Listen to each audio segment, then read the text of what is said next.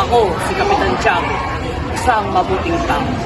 Bagamat hindi ako napag-aral dahil sa pagiging kuripot ng aking ama, natuto naman ako sa pamasukan sa isang paring tulong.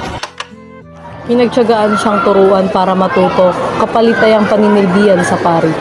Kahit na sa pisikal ay maliit ang kanyang ulo, ang paniniwala naman ng marami ay may angkin siyang husay at talino.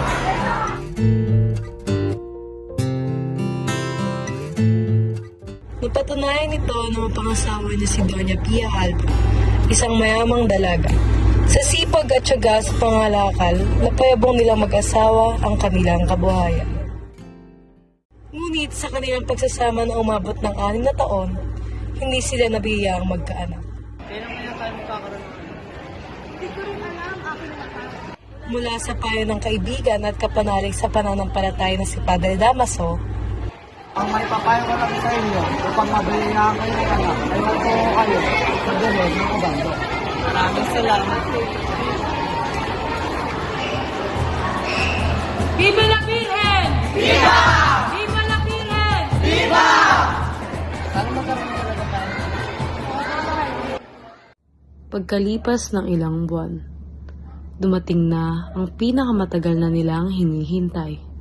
Pero Hanggang ngayon, hindi ko pa rin makalimutan ang mga kabutuyang ginawa sa akin ni Padre Damaso. Naaalala ko ang lahat. Patawarin mo kung mahal ko. Paalam. pagkasilang nito, ito ay naging dahilan ng kanyang pagkasawi.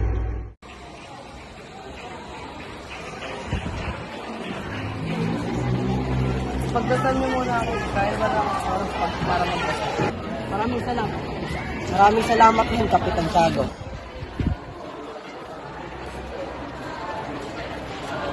Maraming salamat, Kapitan Tiago.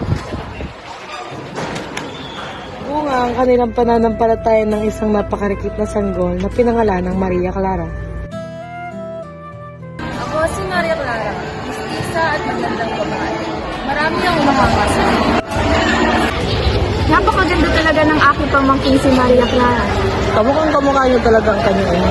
Hindi ba tama ko? Kaya mistis si Maria Clara dahil pinaglihin siya kay San Antonio. Pero walang pinangyari sa iyong ilang anak kundi ang iyong maliit na pena. Gayon pa man, nagpapasalamat ako dahil nagkaroon ako ng mapagmahal na anak.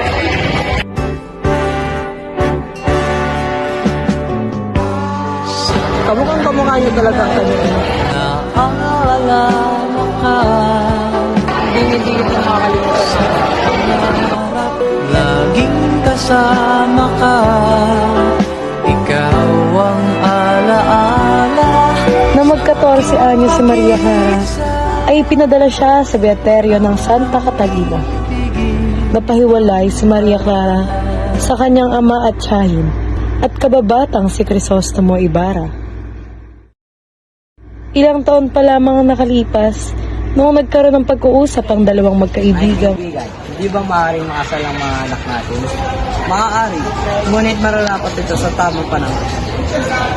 Dahil naniniwala silang wagas ang pagmamahalan ni Crisostomo Ibarra at Maria Clara.